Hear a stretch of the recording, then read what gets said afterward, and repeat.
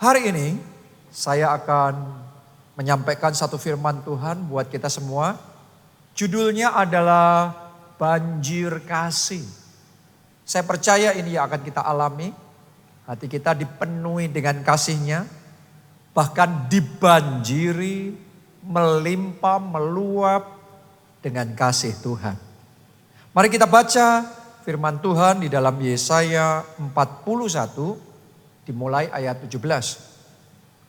Orang-orang sengsara dan orang-orang miskin sedang mencari air tetapi tidak ada.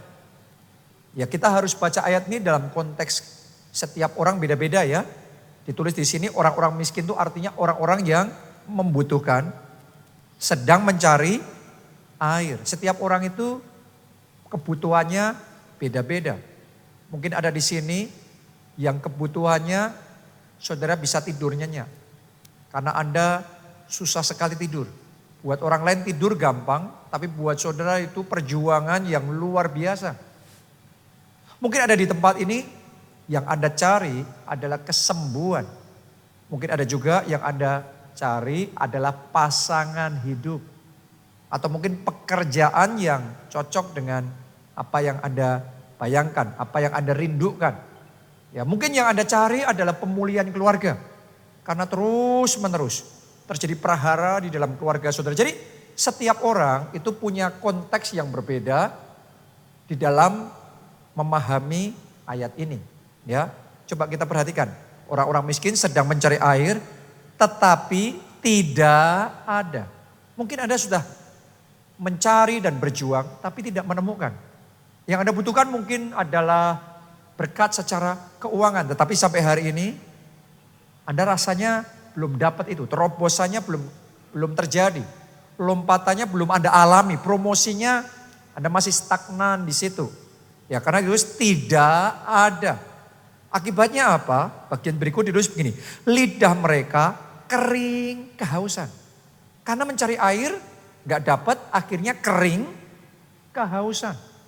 Ya, berapa banyak orang kering dari damai sejahtera dalam hidupnya. Kering dari sukacita, kering dari berkat, kering dari mujizat, kering dari sukacita. Ya, mencari nggak dapat air, akhirnya kering. Hidupnya kering. Itu bagian A dari ayat ini bicara tentang fakta, realita yang sedang kita alami. Nah, sekarang kita masuk bagian yang B dari ayat ini.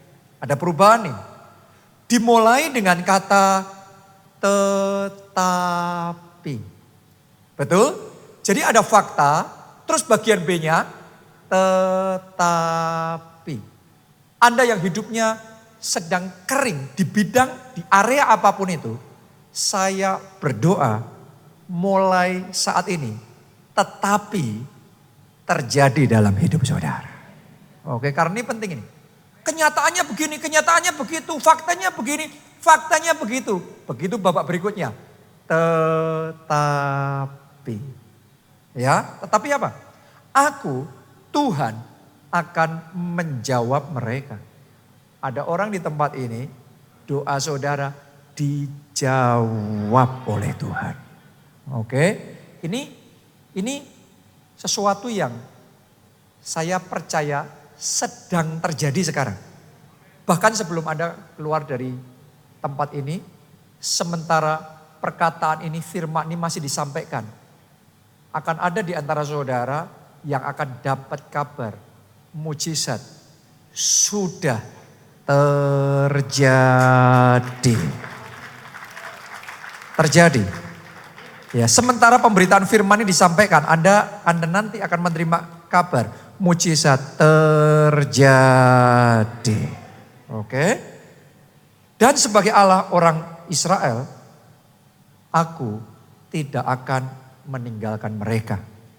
Tahukah saudara, dalam perjuanganmu, engkau enggak sendiri. Engkau ngadepin semuanya itu memang rasanya sendiri. Tapi Tuhan ngomong sama saudara, aku tidak meninggalkan engkau. Tuhan tuh membackup saudara. Kita kalau berjuang sendiri, karena yang kita hadapi besar, berat, kadang kita keder ya. Apalagi kita diperhadapkan dengan sesuatu yang melampaui diri kita. Kita bisa gak kuat. Tapi begitu kita ngerti, yang membackup kita kuat. Yang menyertai kita kuat, seger lagi kita. Mulai hari ini seger lagi saudara. Kuat lagi saudara, mantap lagi hati saudara. Kenapa? Karena Tuhan tidak meninggalkan saudara. Ayat berikutnya, karena Tuhan tidak meninggalkan, apa yang terjadi? Tuhan ngomong begini, aku akan membuat sungai-sungai memancar di atas bukit-bukit yang gundul. Harusnya nggak mungkin di atas bukit-bukit yang gundul. Tapi bukan hanya ada air, tapi sampai dicatat Tuhan membuat sungai-sungai apa? Memancar. Bahkan bukan cuma satu sungai. Sungai-sungai memancar. Akan ada orang di tempat ini pekerjaan saudara yang gundul, yang selama sekian waktu tidak menghasilkan. Tapi hari ini blessing dari Tuhan turun atas pekerjaan itu. Dan Tuhan akan membuat dari pekerjaan yang gundul itu memancar sungai berkatnya melimpah di dalam hidup saudara. Amin. Terima itu. Terjadi dalam nama Yesus. Terjadi di dalam nama Tuhan Yesus. Yes. Dan membuat mata-mata air membual di tengah dataran. Aku akan membuat padang gurun menjadi telaga dan memancarkan air dari tanah kering. Coba Anda bayangkan padang gurun. Bayangin sebentar. Sekarang bayangkan telaga. Mari saya nubuatkan, ada yang di tempat ini hidupnya kayak padang gurun. Kering kerontang. Tapi persis seperti yang baru saja engkau bayangkan, bayanganmu diberkati Tuhan. Jadi kenyataan itu dalam hidup saudara. Boleh katakan amin, kita kasih tepuk tangan yang paling meriah buat Tuhan kita. Bukan cuma itu saja, dari padang gurun jadi apa tadi? Telaga. Berarti dari yang kering kerontang sekarang banyak airnya. Tapi tahukah saudara, Tuhan bisa membuat Anda sampai dalam level bukan banyak airnya, tapi kebanjiran. Mari kita baca Mazmur 29 ayat 10 dan 11. Tuhan bersemayam di atas air bah. Air bah itu apa sih? Banjir besar. Betul enggak? Kalau air bah enggak mungkin banjir kecil. Ini enggak mungkin cuma banjir yang sedikit. Banjir bah, banjir besar itu yang disebut air bah. Dan ditulis di sini Tuhan bersemayam itu bertahta, berkuasa di atas air bah. Sampai itu aja pembacaan kita. Artinya dia berkuasa bukan cuma membuat padang gurun, ada sungai-sungainya jadi telaga, tapi dia juga berkuasa membuat hidup saudara dan saya sampai kebanjiran. Yang tadinya begitu kering kerontang bukan cuma jadi ada airnya, ada sungainya. Tetapi sampai kebanjiran meluap-luap. Terjadi di dalam kehidupan kita.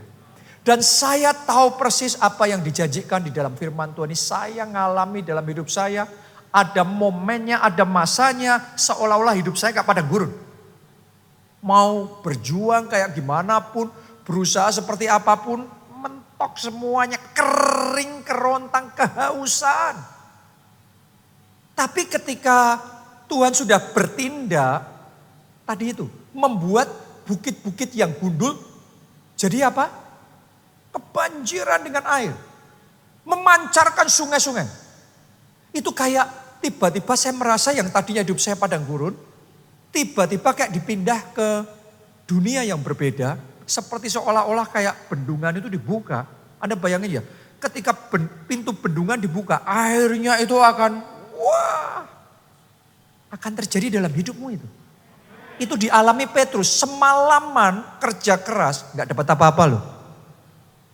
Begitu esoknya sama Yesus, disuruh menebarkan jala yang sama, di laut yang sama, pakai perahu yang sama, jurusnya sama. Tapi dicatat, tangkapan besar ikan dia dapatkan. Sampai perahunya penuh. Terus dia harus panggil orang-orang lain. Datang perahu yang kedua temannya penuh. Alkitab mencatat 2 perahu ini sampai hampir tenggelam.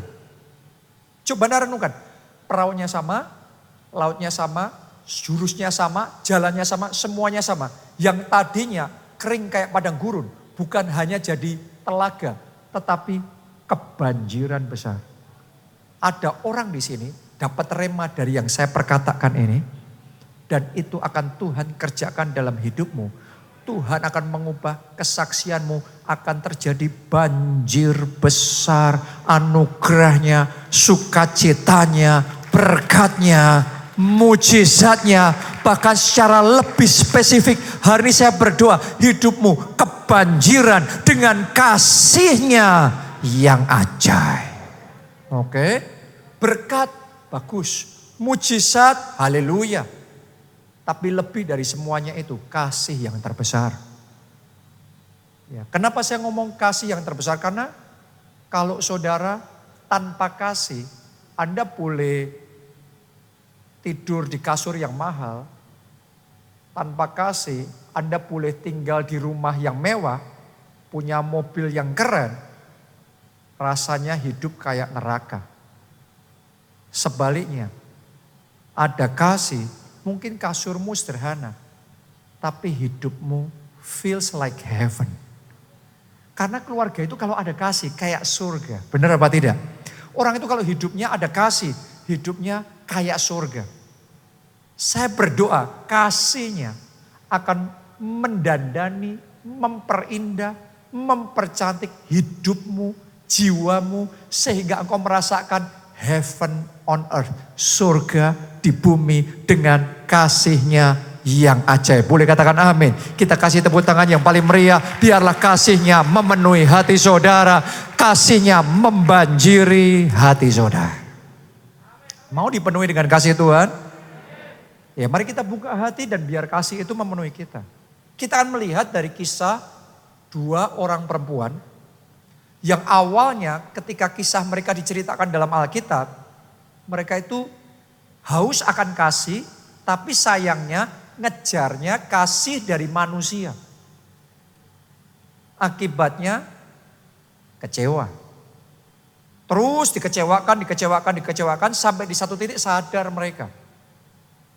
Tadinya haus ngejar dari manusia.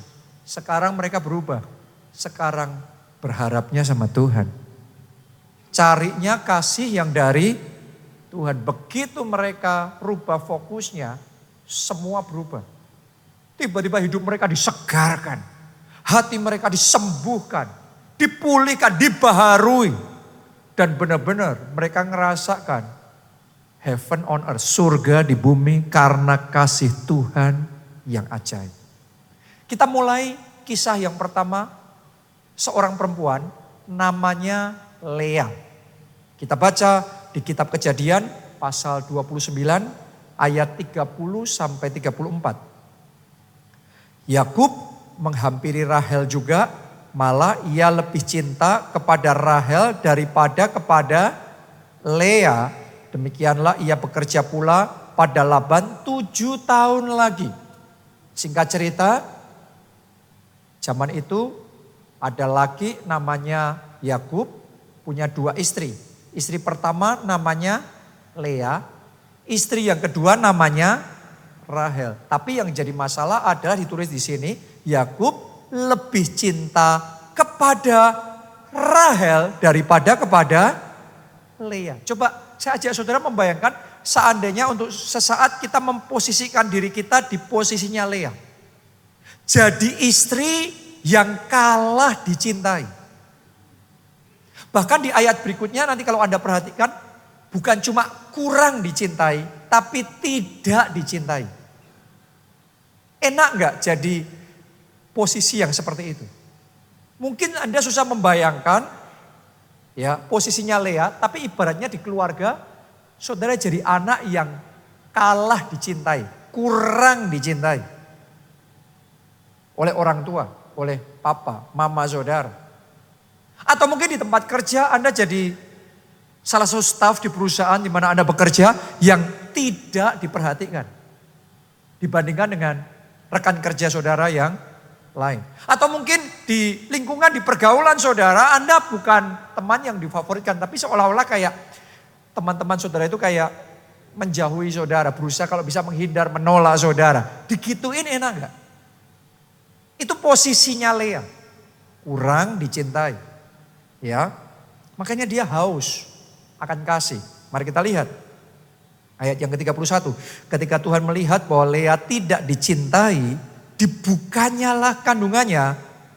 Tetapi Rahel mandul.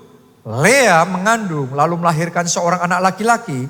Dan menamainya siapa? Ruben. Semuanya katakan Ruben. Sebab katanya sesungguhnya Tuhan telah memperhatikan kesengsaraanku. Sekarang tentulah aku akan dicintai oleh suamiku. Jadi dia punya anak namanya Ruben. Tahu nggak saudara? Ruben itu arti nama Ruben adalah lihat ini anak laki-laki. Itu arti nama Ruben. Dengan kata lain Lea itu mau ngomong sama suaminya. Ini loh aku yang ngasih kamu anak laki-laki bukan Rahel. Aku yang ngasih kamu anak laki-laki. Dia berharap dengan itu suaminya akan cinta sama dia. Tapi ternyata yang terjadi sebaliknya. Lea kecewa. Berapa banyak dari kita ada dalam posisi yang sama. Kita sudah berusaha nyenengin orang tua. Tapi kayaknya gak peduli seberapapun kita berusaha. Orang tua kita kayaknya hatinya lebih condong sama kakak kita. Dan kita kecewa. Kadang-kadang suami pun juga merasa seperti itu loh. Sudah berusaha do the best. Untuk istri, untuk anak-anak, kerja keras, providing yang bisa dilakukan dia lakukan. Tapi seolah-olah tuntutan istri gak pernah cukup. Dan hati kita jadi kecewa, capek banget kita. Kadang-kadang sama di tempat kerja juga kita sudah berusaha melakukan sama teman-teman kita. Bahkan mungkin di gereja kita sudah melakukan ini, melakukan itu. Berharap supaya kita diterima, berharap supaya kita diperhatikan, berharap supaya kita dihargai. Tetapi tidak terjadi dan akibatnya kita kecewa. Tolong dengarkan saya baik-baik. Selama engkau berusaha terus melakukan sesuatu supaya mendapat kasih dari manusia, di satu titik saudara akan kecewa. Itu yang dialami oleh Lea. Lanjutkan lagi. Ayat 33. Mengandung pulalah ia, lalu melahirkan seorang anak laki-laki. Maka ia berkata, sesungguhnya Tuhan telah mendengar bahwa aku tidak dicintai. Lalu diberikannya pula anak ini kepadaku. Maka ia menamai anak itu siapa? Simeon. Simeon artinya mendengar. Jadi dia berharap anak yang kedua ini suaminya akan mendengar. Tadinya cuekin dia. Tapi dia berharap dengan aku ngasih anak yang kedua ini. Semoga suamiku sekarang perhatian sama aku, dengerin aku. Mungkin itu juga yang kita rindukan di dalam hati kita. Kita ini kepengennya kayak Lea ya. Lea itu gak punya keinginan mulu-mulu loh saudaraku. Dia tidak minta dibeliin ini, dibeliin itu. Dia cuma kepengen jadi istri yang disayang suami, itu aja.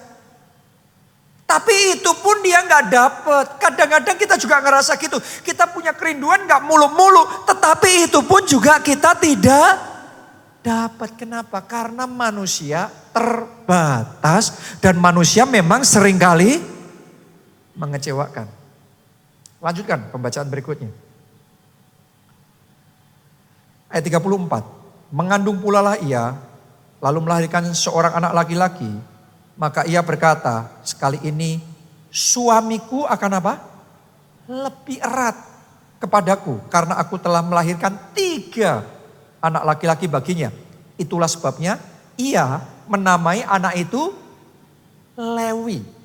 Lewi artinya lebih erat, melekat, menempel. Jadi dia kepingin dengan sudah ngasih 3 anak sama suaminya. Suaminya jadi lebih erat, lebih cinta sama dia. Tapi sekali lagi, kecewa lagi. Saya itu Sudah ketemu sama orang-orang yang saya lihat dalam hidupnya dari kecil dikecewakan lagi. Dikecewakan lagi. Nanti tumbuh dewasa sama orang-orang yang berbeda, hidupnya dikecewakan sampai hatinya jadi pahit. Karena terus ngejar. Dia berusaha berjuang begitu rupa, melakukan ini, melakukan itu supaya diterima, supaya dikasih, supaya dihargai. Tapi akhirnya kecewa. Jadi hari ini sadarilah bahwa kalau saudara masih melakukan ini itu hanya untuk mencari haus akan kasih manusia. Akhirnya kita akan kecewa. Itu perempuan pertama. Saya sekarang ajak saudara untuk melihat kisah perempuan kedua yang akan kita bahas hari ini. Yaitu perempuan Samaria yang ketemu sama Yesus di dekat sumur. Kita baca ya, Yohanes 4 ayat 15 sampai 18. Kata perempuan itu kepadanya, Tuhan berikanlah aku air itu supaya aku tidak haus dan tidak usah datang lagi ke sini untuk menimba air. Kata Yesus kepadanya, pergilah, panggillah suamimu dan datang ke sini. Kata perempuan itu, aku tidak mempunyai suami. Kata Yesus kepadanya, tepat katamu bahwa engkau tidak mempunyai suami. Sebab engkau sudah mempunyai berapa? 5 suami.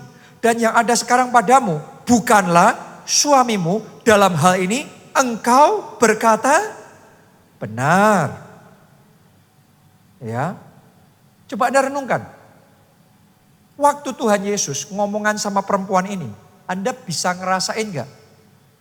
Tidak peduli kondisi perempuan ini. Walaupun mungkin di mata masyarakat ini sudah kawin cerai 5 kali. Bahkan sekarang yang tinggal bersama dengan dia bukan suaminya. Tetapi Yesus tetap mengasihi dia. Yesus tidak memandang rendah dia. Dan Yesus mau mengampuni dosa-dosanya, Yesus mau memulihkan dia. Apapun kondisi saudara hari ini, tidak akan menghentikan Yesus tetap mengasihi saudara. Yesus mau memulihkan saudara, Yesus mau mengampuni dosa-dosa saudara. Oke, tapi saya ajak saudara sejenak melihat dari sudut pandang perempuan Samaria ini. Kalau sampai dia kawin cerai 5 kali, itu gak main-main loh. Terus yang tinggal sama dia bukan suaminya. Berarti betapa hausnya dia akan kasih dari manusia. Dia coba sama pria ini, dia pikir waktu dia pacaran mungkin ini orangnya yang bisa memuaskan hati saya. Yang bisa membuat saya bahagia dalam hidup saya. Setelah married, dia kecewa. Terus dia cerai. Tapi kemudian dia berharap ketika ketemu lagi, mungkin pria ini berbeda. Ini gak sama seperti suami saya yang dulu. Pria ini sekarang kayaknya lebih pengertian, lebih baik dan lebih segalanya. Tapi ketika dia sudah menikah, ternyata sama saja. Dia balik lagi kecewa. Jadi dia sudah mencoba seperti tadi. Kalau Lea gak cerai. Tetap sama suami yang sama tapi anak pertama, anak kedua, anak ketiga. Tapi kalau perempuan Samaria nih, suami pertama, suami kedua, sampai kelima, sampai dia trauma bener. Menikah lagi trauma bener. Sekarang pokok tinggal bersama aja. No string attached. Gak ada ikatan apa-apa. Karena mungkin sudah trauma sekali. Karena hidupnya dikecewakan terus. Saya mau ngomong sama saudara sekali lagi. Anda boleh terus mengejar dan berharap sama kasih manusia. Akhirnya sampai di satu titik engkau akan sadar manusia mengecewakan. Tapi puji Tuhannya hari itu perempuan ini berjumpa dengan Yesus. Dan ketika dia berjumpa dengan Yesus, Yesus memberikan air hidup kepadanya. Air hidup itu adalah kasih dari surga.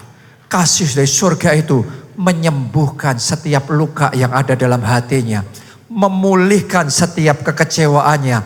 Menyegarkan kembali jiwanya. Membaharui kembali hatinya. Kalau Anda lihat dalam kisah perempuan itu berikutnya. dia dipulihkan luar biasa. Bahkan bukan cuma itu, Tuhan pakai hidupnya luar biasa. Saya berdoa hari ini momen perjumpaanmu dengan Yesus. Karena ketika engkau jumpa dengan Yesus, hidupmu gak bisa sama lagi.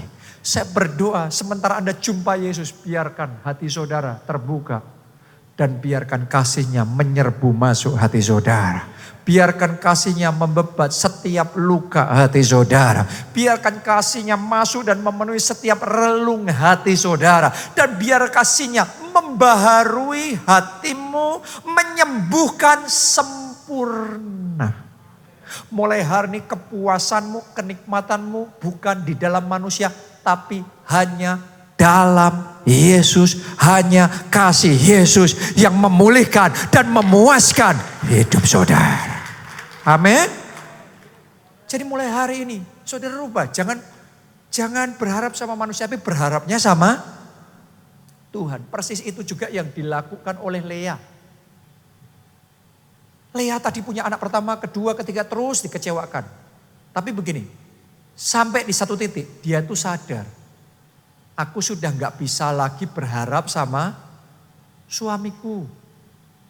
Aku sudah berusaha yang terbaik dan dia tetap seperti itu. Kadang-kadang dalam keluarga itu kenyataannya. Ada yang kita berusaha dan kemudian keadaan berubah. Tapi ada yang kita mau berusaha sampai kayak gimana pun dan keadaan tidak berubah. Buat Lea, dia sudah mau gimana pun kenyataannya Yakub tidak pernah mengasihi dia. Jadi sampai di titik itu dia sadar, aku sudah gak bisa lagi berharap sama suamiku. Jadi ketika dia punya anak yang keempat, kali ini beda. Dia punya anak yang keempat, dia alihkan pengharapannya bukan lagi sama manusia, tapi hanya Tuhan pengharapannya. Hanya Allah pengharapannya. Dia buka hati lebar-lebar, dia larinya sama Tuhan. Mari kita lihat apa yang terjadi ketika Lea melakukan hal itu. Kita baca Kejadian 29 ayatnya yang ke-35. Mengandung pula lah ia, lalu melahirkan seorang anak laki-laki.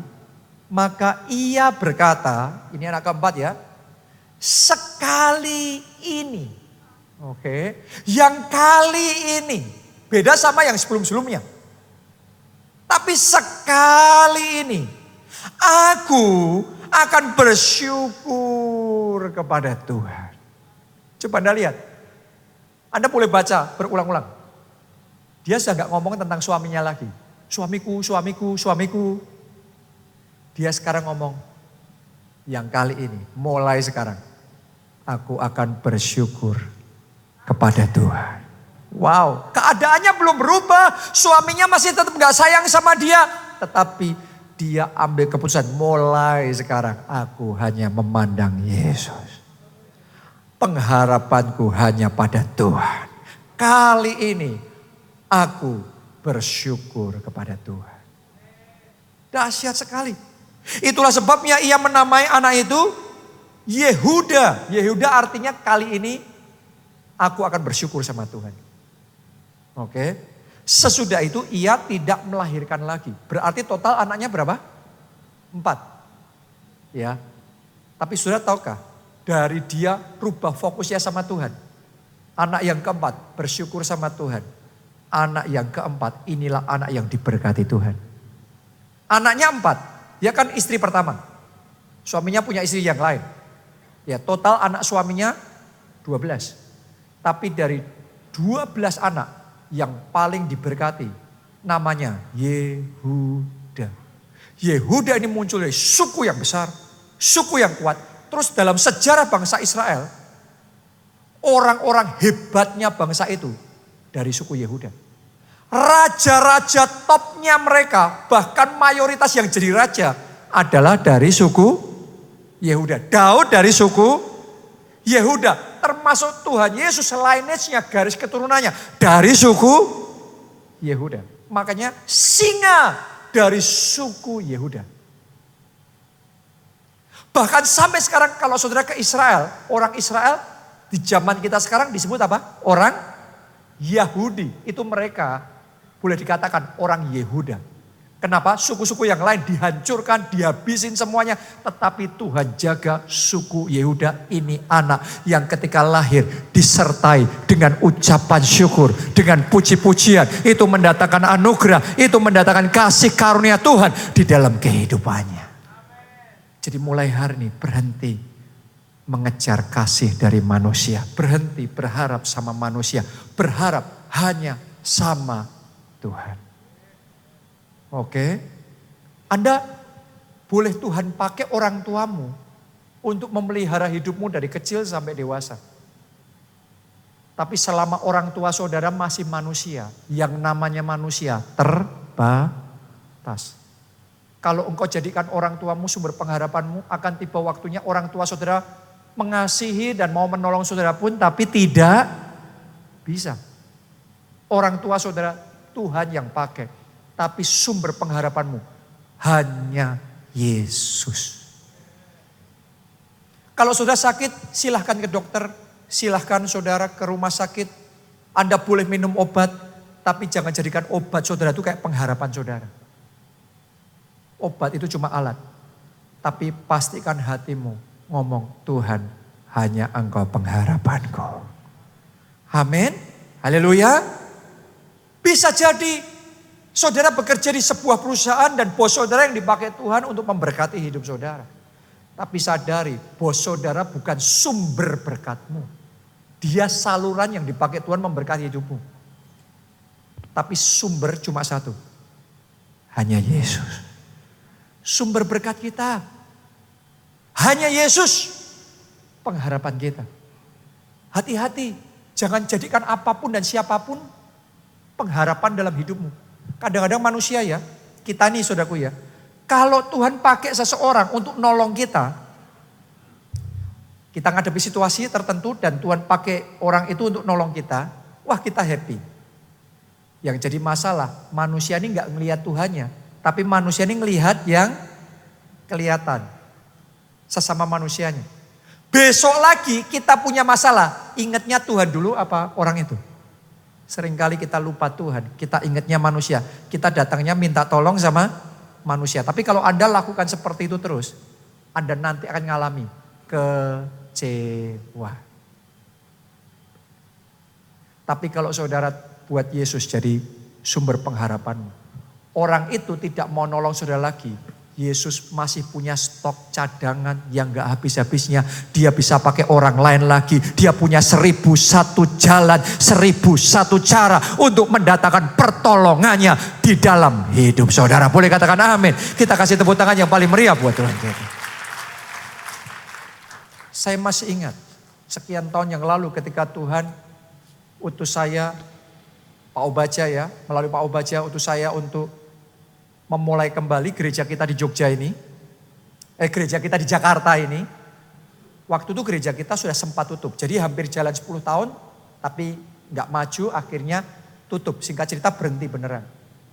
Pak Obaja minta saya ke Jakarta untuk memulai kembali gereja kita ini. Waktu itu saya sudah memimpin gereja kita yang di Jogja dan maju. Jadi saya itu secara manusia berharapnya orang-orang yang bersama saya di Jogja yang pindah ke Jakarta akan ada bersama dengan saya memulai kembali gereja kita di Jakarta. Dan karena saya berasal dari Solo dan gereja kita di Solo juga maju, kuat. Saya berharap orang-orang kita yang dari Solo yang di Jakarta juga bersama dengan kita untuk membangun gereja. Manusia punya kecenderungan seperti itu. Tapi jujur saya mau ngomong sama saudara. Tuhan izinkan satu demi satu orang-orang yang saya anggap dekat, orang-orang yang saya harapkan untuk bergandengan tangan bersama-sama membangun gereja kita di Jakarta. Satu demi satu pergi. Ambil keputusan yang berbeda.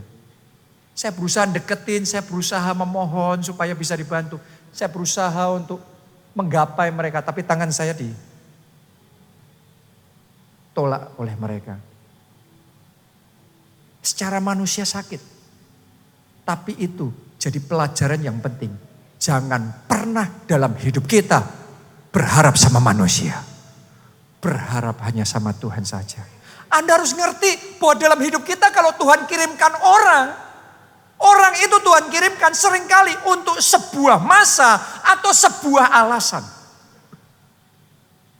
Dan kalau alasan itu sudah tergenapi, tidak ada alasan dia tetap bersama terus. Walaupun ada orang yang Tuhan kirimkan dalam hidup kita itu sepanjang umur kita, sepanjang masa. Tapi tidak semuanya. Ada orang-orang yang Tuhan kirimkan dalam hidup kita hanya untuk satu masa. Kalau sudah selesai ya sudah. Kita harus belajar berlapang dada, berjiwa besar. Let them go. Biarkan mereka pergi. Mungkin mereka juga punya pilihan sendiri, hidup mereka sendiri. Anda kalau sudah waktunya mereka pergi, Anda mau memohon-mohon seperti apapun saya sudah lakukan. Tetap ditinggal saudara. Mau kita sudah deket kayak apa dulu, kita punya sejarah panjang, pertemanan seperti apa, nggak dianggap, nggak direken. Itu kita akan dengan mudah dipotong. Let them go. Nggak usah mengemis-ngemis, nggak usah memohon-mohon. Ngomong sama seperti Lea. Sekali ini, mulai sekarang, aku akan bersyukur kepada Tuhan. Itu yang saya lakukan. Saya ngomong Tuhan, mungkin manusia mengecewakan, tapi aku tahu Engkau tidak pernah mengecewakan. Pengharapanku hanya sama Tuhan. Dan ketika saya lakukan itu, benar memang manusia pergi meninggalkan saya. Saya mohon, saya berusaha gimana tetap ditinggalin. Si A pergi, si B pergi, si C pergi. Tapi karena kita menaruh pengharapan sama Tuhan, sekarang Tuhan ganti, kirimkan si D, si E, F, G, H, I, J, K, L. Orang-orang yang lebih baik, orang-orang yang lebih cocok, orang-orang yang sehati, orang-orang yang bersama dengan kita berjuang bersama-sama. Dan bersama dengan mereka kita dibawa Tuhan mengalami penggenapan rencana Tuhan. Kita dibawa mengalami sukacita yang berlimpah-limpah. From glory to glory. Mengalami kemuliaan Tuhan yang luar biasa. Jadi dalam hidup saya belajar. Kalau ada satu orang yang dipakai Tuhan untuk menolong saya akan berterima kasih dan berusaha gimana membalas budi mereka. Tapi tidak pernah menaruh harapan sama manusia. Harapan hanya sama Yesus. Siapa mau taruh harapan saudara sama Yesus? Mari bangkit berdiri, bangkit berdiri. Pertolonganku datang darimu.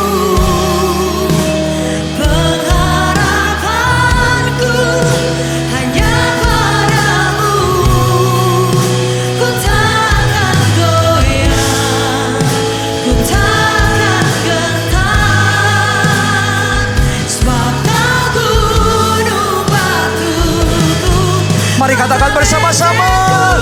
Pertolonganku datang darimu. Pengharapanku hanya daripadamu. Ku tak akan goyah, ku tak akan gentar. Sebab Kau gunung batu, kota benteng keselamatanku. Saya ngerasain di ibadah ini ada yang alami seperti saya. Saya itu sudah sampai telepon, saya sudah sampai usahain gimana caranya saya datengin, saya ketemu, saya mohon. Dan saya ditolak dengan mudah. Mungkin saudara ngalami lebih pahit dari saya. Anda berharap orang yang Anda kasih, orang yang Anda percaya. Tapi itu yang mengecewakan saudara. Hari ini ambil keputusan. Berhenti ngejar manusia. Berhenti mengemis sama manusia. Kalau Anda butuh pertolongan, lari sama Tuhan. Karena nama Tuhan adalah menara yang kuat. Kesanalah orang benar berlari. Dan ia akan diselamatkan. Ada yang mau lari sama Tuhan. Angkat dua tangan saudara. Angkat suara saudara. Angkat dan mulai berseru sama Tuhan. Mulai berharap sama Tuhan. Jadikan Tuhan sumber pengharapan saudara.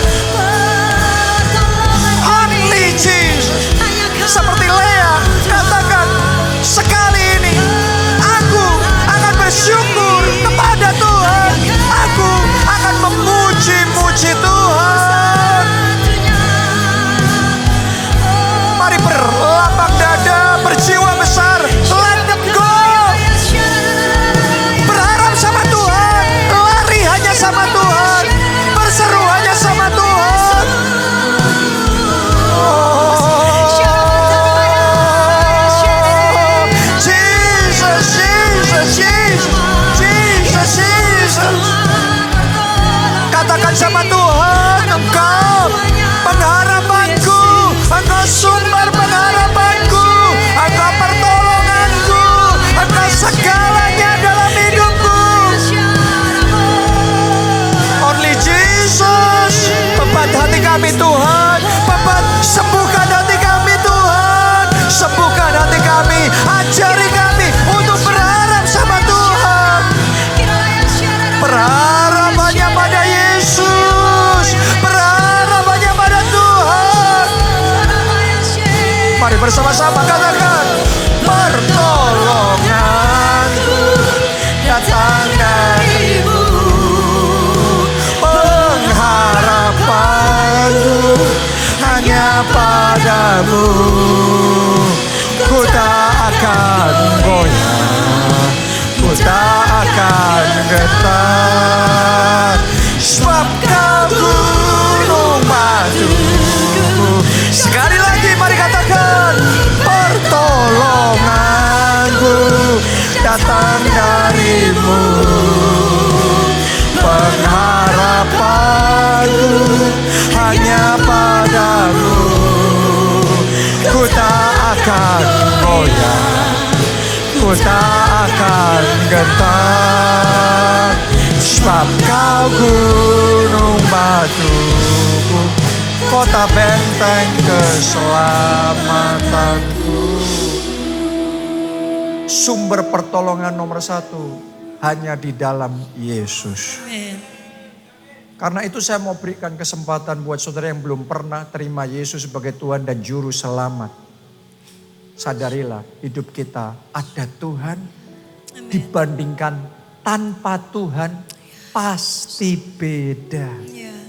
Ketika Anda menghadapi tantangan-tantangan dalam hidupmu. Kalau engkau punya Juru Selamat. Amen. Dan tanpa Juru Selamat pasti beda. Amen. Jadi mari buka hati. Yes, Lord. Anda yang mau angkat dua tangan saudara. Ikuti doa ini. Tuhan Yesus. Tuhan Yesus. Masuklah dalam hatiku. Masuklah dalam hatiku. Jadi Tuhan dan Juru Selamatku. Jadi pengharapan dan andalanku. Jadi pengharapan dan andalanku. Ampuni dosa-dosaku. Ampuni dosa-dosaku. Sucikan hidupku. Sucikan hidupku. Selamatkan jiwaku. Selamatkan jiwaku. Mulai sekarang hidupku milik Tuhan Yesus. Mulai sekarang hidupku milik Tuhan Yesus. Aku siap untuk mengiring Yesus. Aku siap untuk mengiring Yesus. Melayani Yesus. Melayani Yesus. Seumur hidupku. Seumur hidupku. Terima kasih Tuhan. Terima kasih Tuhan. Angkat dua tangan saudara tinggi-tinggi. Diberkati saudara oleh Tuhan. Amin. Diberkati keluarga saudara oleh Amin. Tuhan. Diberkati studi dan pekerjaan saudara oleh Amin. Tuhan. Diberkati kesehatan dan masa depan saudara oleh Tuhan. Dan diberkati pertumbuhan rohani serta pelayanan saudara oleh Tuhan. Sehingga melalui hidupmu banyak jiwa diselamatkan. Keluargamu, teman-temanmu dipertobatkan. Dalam anugerah Allah Bapa, cinta kasih Yesus Kristus dan persekutuan dengan Roh Kudus sekarang sampai selama-lamanya. Mari bersama-sama katakan amin.